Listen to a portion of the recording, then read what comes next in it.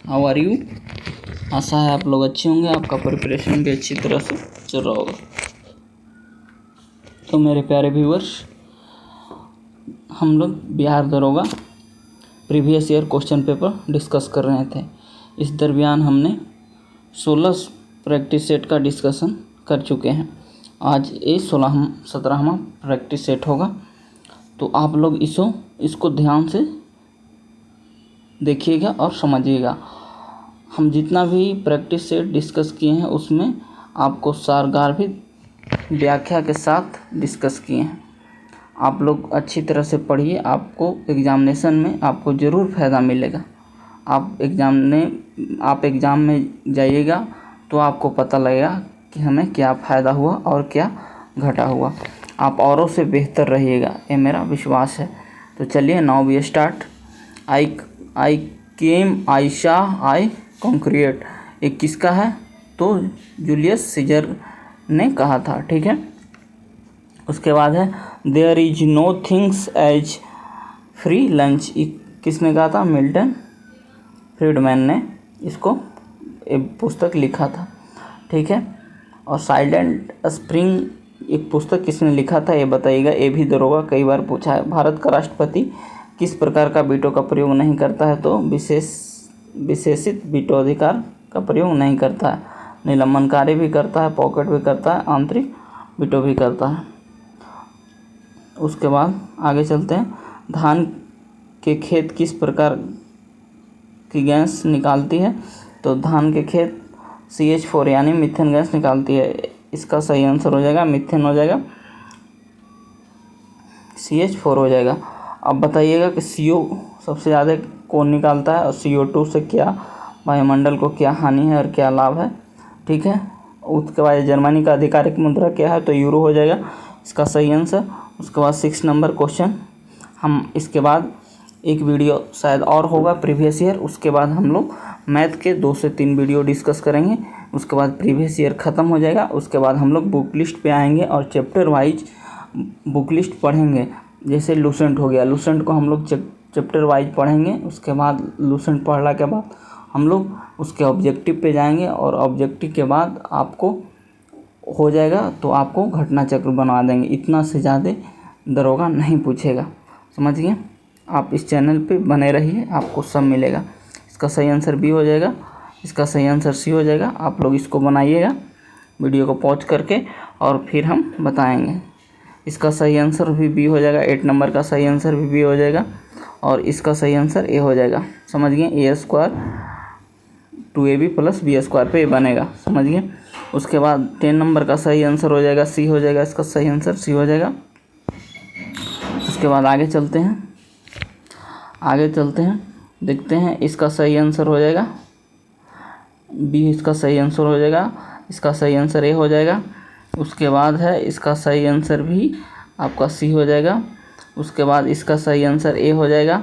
इसका सही आंसर आपको D हो जाएगा।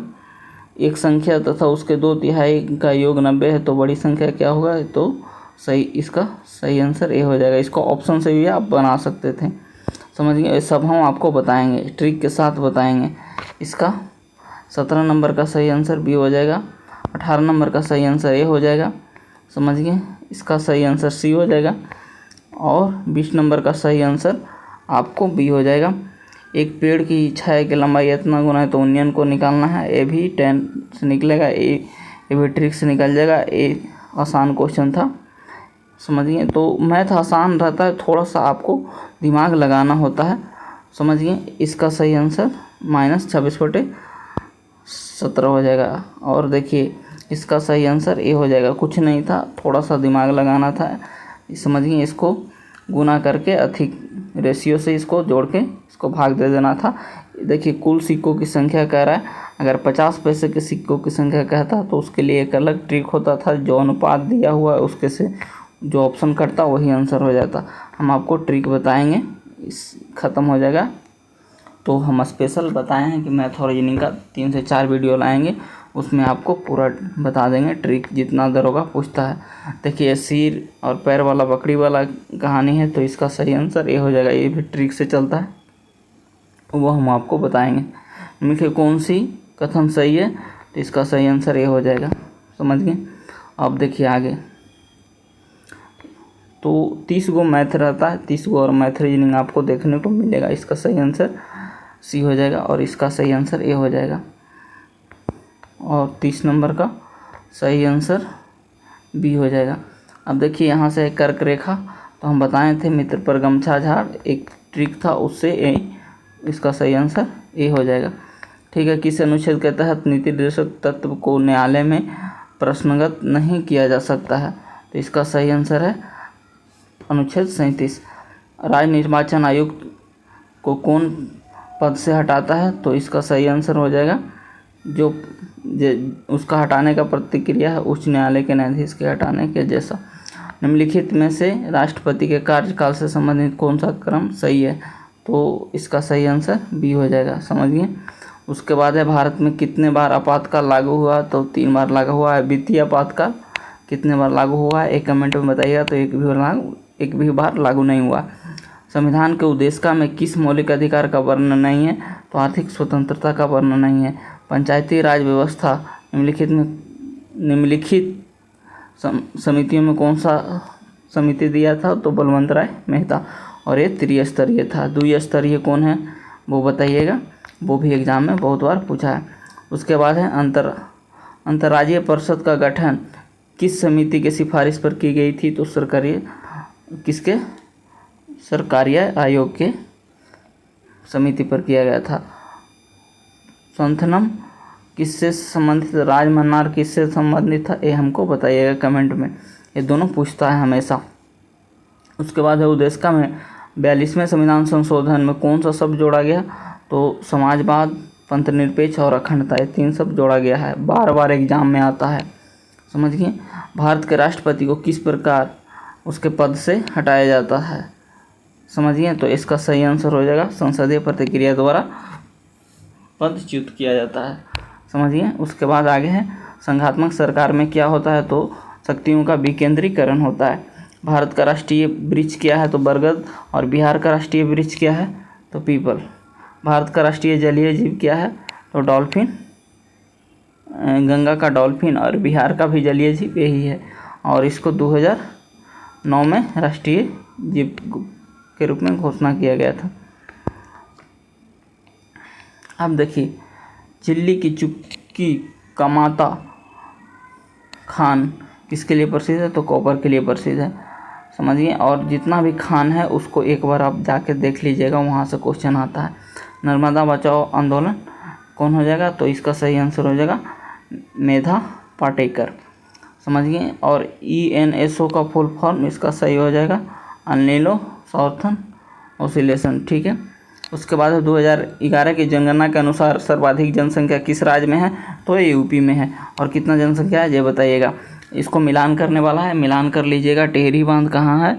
सरदार सरोवर कहाँ है? समझिए। और तुंगभद्रा कहाँ है? तो कर्नाटक में। हीराकुंड, तो हीराकुंड उड़ीसा हो जाएगा, यानी इसके सामने हो जाएगा। सरदार सरोवर गुजरात और सामना सामनी हो जाएगा। चलिए आगे चलते हैं। तो 49 निम्नलिखित में कौन सा कथन सही है? तो इसका सही आंसर सी हो जाएगा। समझिए। सी नंबर सही आंसर हो जाएगा। कांच का गहरा नीला तो किसके कारण होता है? तो क्वार्ट्ज ऑक्साइड के कारण होता है। अमीबा का भोजन तो कुटपात होता है। उसके बाद निम्न में से सबसे कम प्रदूषण होता है? तो CNG से होता है। अभी जितना भी वाहन है उस सब पर CNG सरकार चलाएगा। CNG युक्त ही वाहन चलेगा और ऐसे नहीं चलेगा। प्रकाश का तरंग का सिद्धांत हाइगन्स ने दिया था। निम्नलिखित में कौन परजीवी है? तो कसकुट्टा परजीवी है। अमलगम क्या है? अमलगम है एक तरल पारा मिश्रित धातुओं को बोलते हैं। ठीक है। उसके बाद है DNA किस में पाया जाता है? तो केंद्रक में पाया जाता है। इसका सही आंसर हो जाएगा यदि किसी वस्तु का संवेग दुगुना कर दिया जाए तो उसका गतिज ऊर्जा कितना होता है? तो 3 गुना हो जाता है, यानी 300 हो जाएगा। दांत के निर्माण में निम्नलिखित किस तत्व का सर्वाधिक भूमिका होता है? तो कैल्शियम होता है। और हड्डी में भी सबसे ज़्यादा कैल्शियम होता है। प्रतिचुंबकीय पदार्थ की चुंबकीय प्रकृति कैसी होती है? तो ऋणात्मक होती है। समझिए। 60 नंबर पे आते हैं। निम्नलिखित में कौन सा ट्यूक पोलिमराइज एंजाइम का स्रावन करता है, तो इसका सही आंसर हो जाएगा इस्चेरिया कोलाई। इसका ए नंबर सही हो जाएगा। उसके बाद संतोष ट्रॉफी, तो फुटबॉल से हॉकी से कौन कौन है वो बताइएगा। मेजर ध्यानचंद किस संबंधित थे। दोषपूर्ण शिक्षा प्रणाली का प्रतिफल क्या है, तो युवा अशांति हो जाएगा। वस्तु संयोग स्थानापन्न का उदाहरण है, तो पेन और स्याही हो जाएगा। इसका सही आंसर हो जाएगा। जब समाज में निकायों को मापदंड के साथ पालन करता है, जब क्वेश्चन है जब समाज सभी नियमों को मापदंडों के साथ पालन करता है तो उसे को क्या कहते हैं, तो इसका सही आंसर हो जाएगा ऑप्शन सामाजिकरण कहते हैं। ठीक है। प्रकाश एक वर्ष में कितना चलता है, तो 9.46 10 का पावर 15। उसके बाद आगे है रुद्रदामन का अभिलेख कौन सा है, तो जूनागढ़ का अभिलेख हो जाएगा। मंगल पांडे 34 एनआई से संबंधित है। चतुर्थ बौद्ध संगति, तो कनिष्क के काल में कहाँ हुआ था, कुंडन वन। तो कुंडन वन कहाँ है, तो कश्मीर में है, जम्मू कश्मीर में हुआ था। इसको याद रखिएगा। और यहीं बौद्ध धर्म हीनयान और महायान में बढ़ता है, समझ गए। तो ये इसलिए इम्पोर्टेंट था। उसके बाद है स्वराज पार्टी का संबंध किससे था, तो सी.आर. दास और मोतीलाल नेहरू दोनों मिलकर किए थे। सांप्रदायिक निर्वाचन का जनक किसे कहा जाता है, तो लॉर्ड मिंटो के। और कब हुआ था, तो 1909 में। ध्यान रखिएगा। निम्नलिखित में कौन सा सुमेलित है, तो इसका सही आंसर ये हो जाएगा 71 का। उसके बाद है राष्ट्रीय ध्वज का डिजाइन किसने तैयार किया था, तो इसका सही आंसर हो जाएगा ऑप्शन नंबर ए। समझ गए कौन किए थे, तो पिंगली वेंकैया किया था। उसके बाद आगे है 2018 में फीफा है उस समय का करंट है, फ्रांस जीता था। और अभी कौन जीता है, 2022 वाला में अर्जेंटीना फ्रांस को हराकर तीसरी बार। समझ गए। अगला एशियाई खेल कहाँ होगा, तो चीन में होगा। और अभी ये खेल जारी है और भारत इसमें चौथा स्थान अभी प्राप्त किया है 10 गोल्ड के साथ। और आगे देखिए क्या होता है। 6 अगस्त 1945 तथा 9 अगस्त 1945 को क्रमशः जापान के हिरोशिमा तथा नागासाकी पर जो परमाणु बम गिराए गए थे उनमें से कौन सी अभिक्रिया हुई थी, तो इसमें विखंडन हुआ था। समझ गए। संलयन किस में होता है, तो सूर्य में होता है। ये सब देख लीजिएगा। अलकनंदा और भागीरथी नदी कहाँ आकर मिलती है, तो देवप्रयाग में मिलता है। ठीक है। उसके बाद है जगोटा त्रिकोण से संबंधित देश है, तो दक्षिण कोरिया, वियतनाम और जापान। इसका सही आंसर हो जाएगा ए। निम्नलिखित में कौन सा इस्पात के संबंध से सुमेलित है, तो इसका ये हो जाएगा तमिलनाडु के सलेम। दुर्गापुर ये कहाँ है, तो वेस्ट बंगाल में है, राउरकेला। तो ये सब नहीं है। ठीक है। उसके बाद मिलान करने वाला है, तो मिलान करने वाला का सही आंसर ए हो जाएगा, यानी ए के 2 हो जाएगा। काजीरंगा असम हो जाएगा। समझ गए। इसी तरह से मिला लीजिएगा। बी का 3 हो जाएगा। समझ गए। चलिए आगे चलते हैं। दूध सागर जलप्रपात कहाँ है, तो गोवा में है। दूध एक नदी है, वो किसकी सहायक नदी है, वो हमको कमेंट बताइएगा। नामचिक नामफुक कोयला क्षेत्र कहाँ है, तो ये अरुणाचल प्रदेश में है। ठीक है। निम्नलिखित में कौन सा मंडल सर्वाधिक गर्म होता है, तो क्षोभ मंडल। और बताइएगा कि सर्दी के दिन में क्षोभ मंडल की जो मोटाई है वो मोटाई में वृद्धि हो जाता है और गर्मी में मोटाई कम जाता है। ये भी क्वेश्चन पूछा है, कई बार दरोगा पूछा है। तो मेरे फ्रेंड्स, आपको वीडियो कैसा लग रहा है, अगर अच्छा लग रहा है तो प्लीज़ चैनल को सब्सक्राइब करिए और अधिक से अधिक शेयर करिए, जिससे मेरा भी मोटिवेशन बढ़ेगा और मैं आप लोगों को लिए दोगुना ऊर्जा के साथ काम करूँगा। ठीक है। कर्नाटक और महाराष्ट्र में अवस्थित पश्चिमी घाट को क्या कहते हैं, तो सह्याद्री बोलते हैं। समझिए। और पश्चिमी घाट और पूर्वी घाट मिलन कहाँ होता है, ये हमको कमेंट में बताइएगा, हम बता चुके हैं। निम्नलिखित में कौन सुमेलित नहीं है, तो इसका सही आंसर हो जाएगा शिवकिला सिक्किम में है, ये सुमेलित नहीं है। नाथुला भी सिक्किम में, रोहतांग हिमाचल, बोमडिला अरुणाचल। देखिए एक नदी है रंगीत नदी, कहाँ बहती है, तो सिक्किम में बहती है। सोचिए एक कहाँ से क्वेश्चन पूछा है। किस मुगल शासक ने साहू को मुक्त किया था, तो मुअज्जम। समझ गए। उसके बाद है हिस्टोरिका। हिस्टोरिका को उसने लिखा, तो हेरोडोटस ने लिखा था। समझिए। अब है प्लिनी और टॉलमी, भारत का ज्योग्राफी टॉलमी, ये सब देख लीजिएगा, एलुसेंट में आपको मिल जाएगा पहले पेज में। भारत का पहला एम्स कहाँ, तो नई दिल्ली में खुला था, समझ गए। उसके बाद है किसने बंगाल की राजधानी मुर्शिदाबाद से मुंगेर किया था, तो मीर कासिम ने किया था। ठीक है, कैसे कासिम, ठीक है। चलिए आगे, निम्नलिखित में कौन सा कालक्रम के अनुसार सही है, तो इसका सही आंसर हो जाएगा सबसे पहले रामानुज, उसका नामदेव, उसके बाद चैतन्य, उसके बाद तुलसी। ये ऑप्शन को छाट कर भी बना सकते थे। निम्नलिखित में कौन कांग्रेस का कभी अध्यक्ष नहीं बने हैं, तो इसका सही आंसर हो जाएगा बाल गंगाधर तिलक, समझिए। आपको वीडियो कैसा लगा है, आपका वैकेंसी आ गया है तो प्लीज़ पढ़ाई पर अधिक फोकस करें और ज़्यादा इधर उधर यूट्यूब पर समय बर्बाद नहीं करें। जहाँ से आपको अच्छा कंटेंट मिलता है वहीं आप स्टे करके एक ही चैनल को देखिए, चाहे वो मेरा चैनल हो चाहे किसी और का हो। अगर अच्छा कंटेंट है तो उसी को पढ़िए बार बार, और बाकी चैनल पे हुरहार करने से कोई फ़ायदा नहीं होगा, जहाँ तक आपके टाइम वेस्ट ही होगा। सती प्रथा का उन्मूलन किसके सहयोग से हुआ था, तो राजा राम मोहन राय और लॉर्ड विलियम बेंटिंग, समझ गए। उसके बाद है मुगल और मेवाड़ के बीच संधि हुआ था, तो 1615 में हुआ था।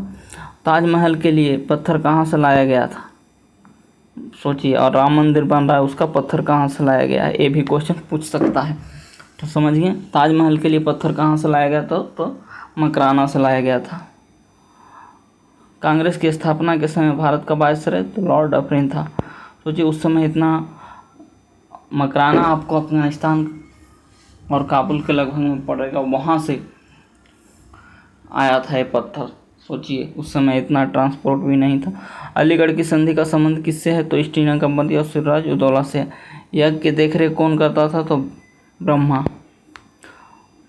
सुलह कुल नीति किसने अपनाया था, तो अकबर। और ये नीति कब अपनाया था, ये हमको कमेंट में बताइएगा। इटली ने आक्रमण कर किस देश को जीता था, तो किसको जीता था, इसका सही आंसर हो जाएगा अबिसिनिया, ठीक है। तो मेरे फ्रेंड्स, आज मैंने ये मेंस का पेपर था और हमने अच्छा से डिस्कस किया, और आशा है कि आप लोग को अच्छा लगा होगा, आपको ज़रूर फ़ायदा मिलेगा। मेरे प्यारे व्यूअर्स, आप देखिए, आपको फ़ायदा मिलेगा। आप जितना भी प्रीवियस ईयर है उसको आप एक और रट जाइए, उसके बाद देखिएगा आप औरों से 10 नंबर आगे रहिएगा, और यही 10 नंबर आपको वर्दी दिलाएगा, समझिए। तो आज इतना ही। Thanks for watching this video. अगले वीडियो में हम लोग लास्ट सेट डिस्कशन करेंगे, उसके बाद मैथ और रीडिंग के हम 3 से 4 सेट डिस्कस करेंगे, उसके बाद प्रीवियस ईयर ख़त्म हो जाएगा।